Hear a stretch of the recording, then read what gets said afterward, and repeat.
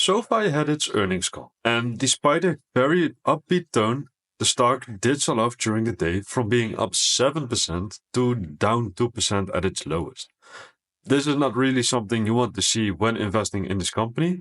And for full transparency, I also hold SoFi shares myself in the Chrome Quality portfolio, as I see a good future for this business. So, after this stock reaction, the question remains, what caused the sell-off, and what were the positives in this report? Now, in order to find out, we're first going to look at the numbers, and at the end, I will explain to you what I think caused the sell-off, what made, investors on Wall Street less enthusiastic about this report than Anthony Noto was, the CEO, because he had a very upbeat tone, and, let's just dive in and see where it went wrong, in my opinion. Okay, so to start off, we should look at the members, because the members, or the customers SoFi has, that grew by 41% year over year to a total of 8.8 million members. Now, the members or customers from SoFi is growing at a very, very rapid pace, because 41% year over year growth, that compounds just extremely fast. This is incredible growth, and we see that number steadily now going to the lower 40%. But still, even at 40% or 35%, that growth is just, it's amazingly fast. Now, apart from looking at the members, we should also look at the Galileo accounts, because the Galileo accounts are also important for this business. Now, it's not something that is in my bull case for this business or for SoFi, but it is something we should look at.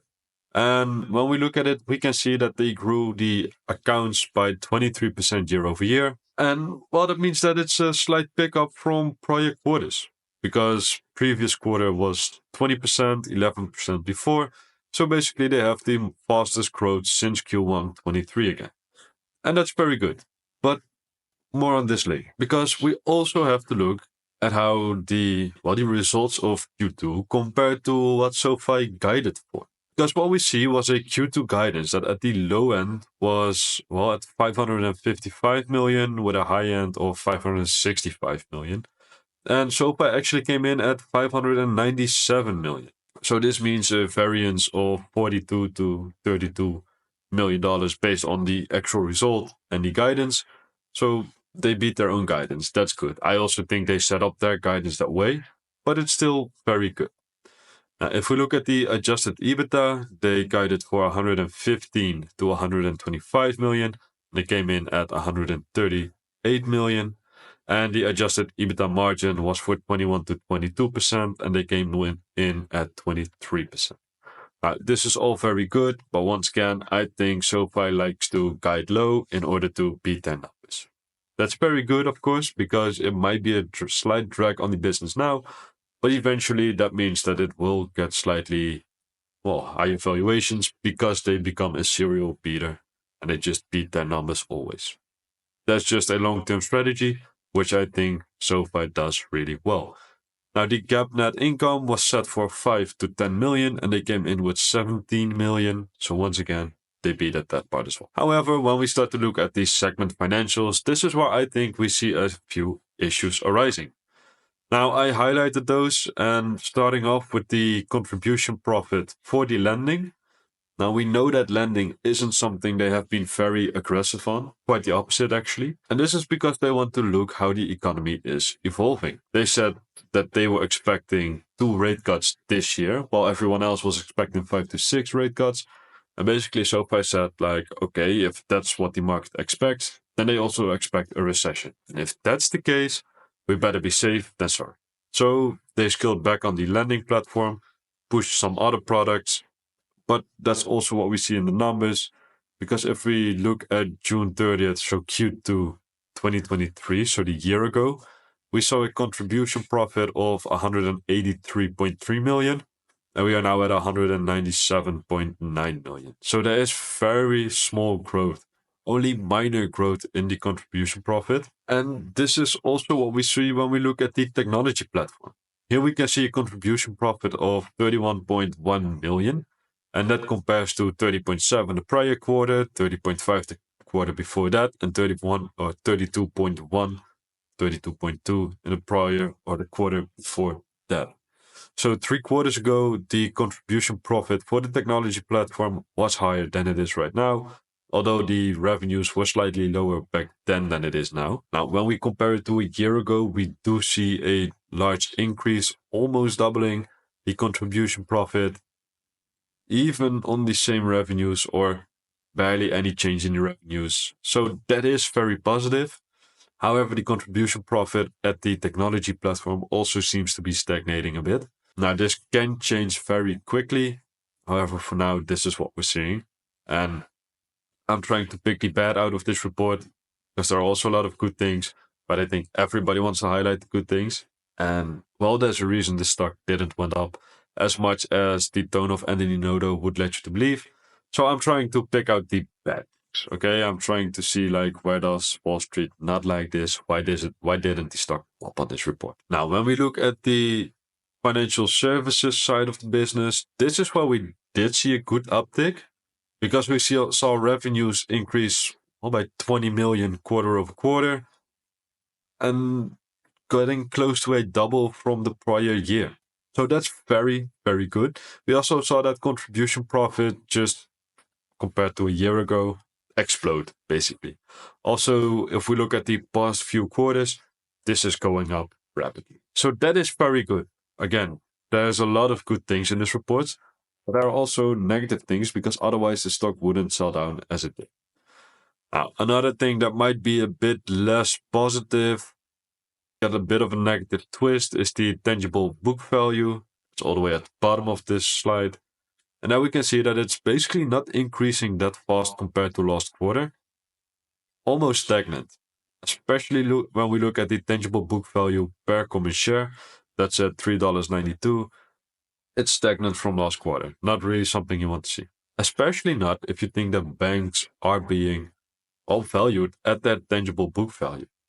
So if we look at the tangible book value per share not going up, as you'd expect if you value SoFi based on a bank, then this is not ideal. Now, something else we saw, which might be a bit of a twisted way of looking at it, well, we saw GAAP net revenue. Well, that was down from the prior quarter and also down from the quarter before that. Now, they did have some boosts to that. Now, they did have some boosts on those earnings reports.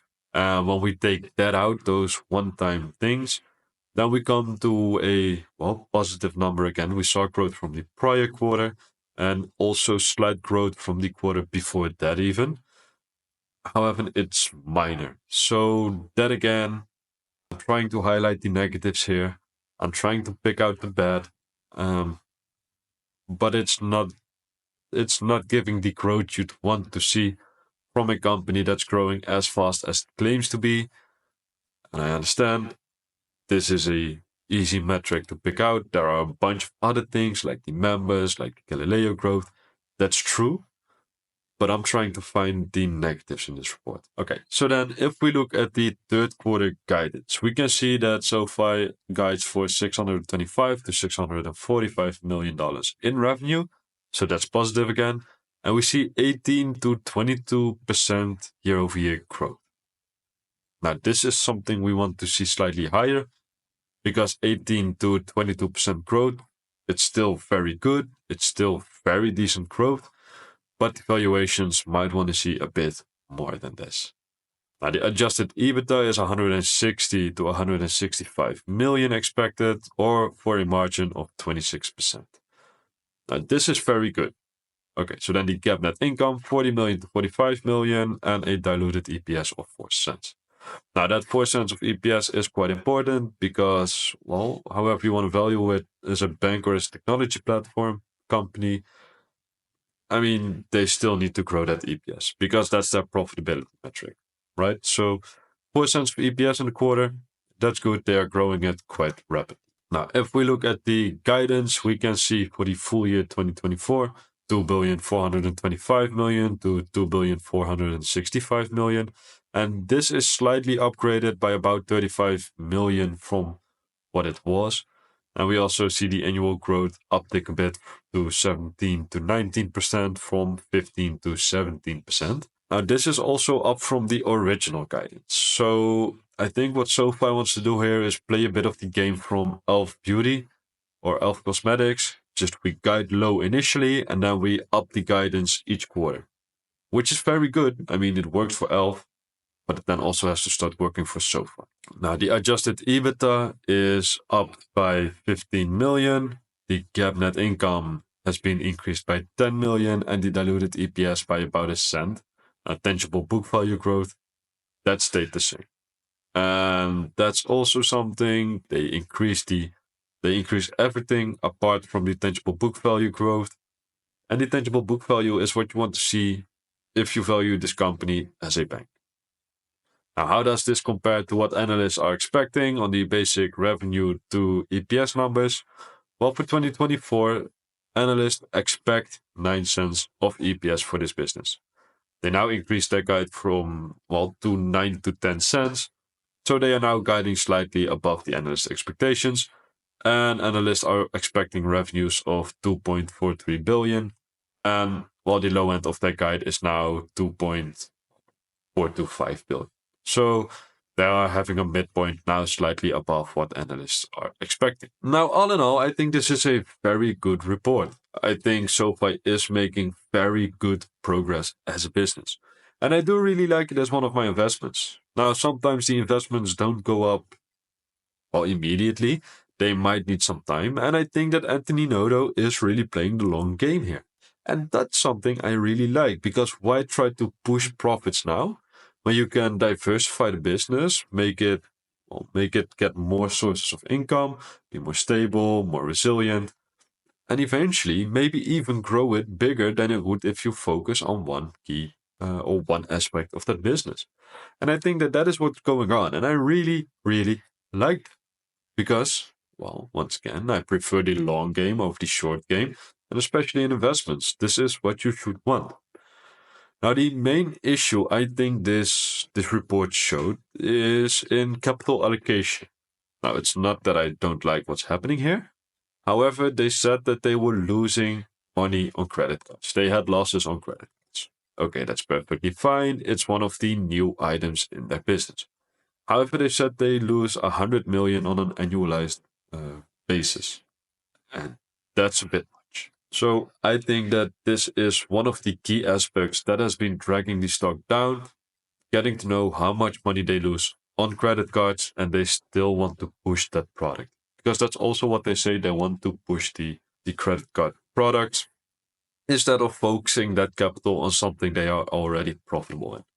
Now, this is, of course, a push for diversification and something you should want in this company, in my opinion. But if you think differently, just let me know in the comments below. Now, that was it for this video. I hope you liked it. And if you did so, please subscribe to my channel and like this video. And I hope to see you in my next video.